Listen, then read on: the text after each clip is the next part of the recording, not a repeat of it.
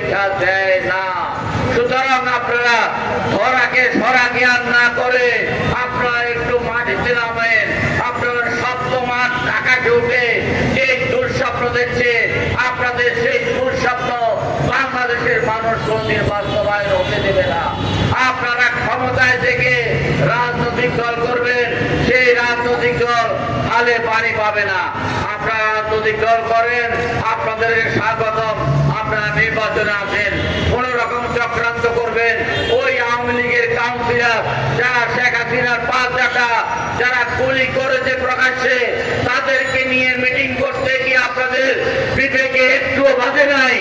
আপনারা তাদেরকে নিয়ে মিটিং করতে, এই শহীদের রক্তের সাথে প্রতারণা করতে, বেইমানি করতে আপনাদের কি বিবেকে একটুও বাধে নাই?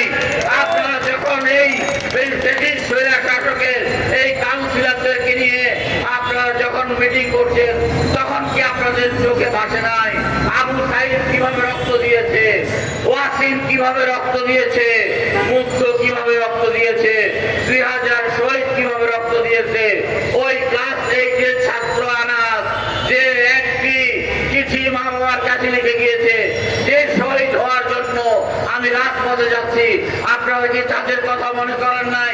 আপনাদেরকে ক্ষমতার লোভ পেয়ে গেছে, আপনাদেরকে ক্ষমতার থেকে নামার জন্য আমাদের 24 ঘন্টার সময় লাগবে না, আপনারা পালিয়ে যাওয়ার রাস্তা পাবেন না।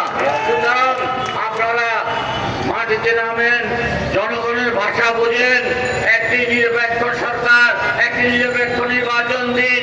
সেই নির্বাচনে যদি আপনারা ক্ষমতায় আসেন আমাদের কোনো অসুবিধা নাই, কিন্তু রাষ্ট্রযন্ত্রকে ব্যবহার করে আপনারা নির্বাচনকে ম্যানিপুলেট করে আপনারা দীর্ঘ সময় যাবৎ আপনারা ক্ষমতায় থাকার জন্য নির্বাচনকে প্রলম্বিত করবেন। বাংলার মানুষ তা হতে দেবে না। আগামী দিনে জাতির উদ্দেশ্যে ডক্টর ইউনূস যে নববর্ষের বক্তব্য দেবেন, সেই নববর্ষের বক্তব্যে আমরা আশা করছি আপনি সুনির্দিষ্টভাবে নির্বাচনের রোড ম্যাপ ঘোষণা করবেন। আজকে 12 দলীয় জোট বিএনপির সাথে ঐক্যবদ্ধভাবে আজকে রাজপথে ছিল।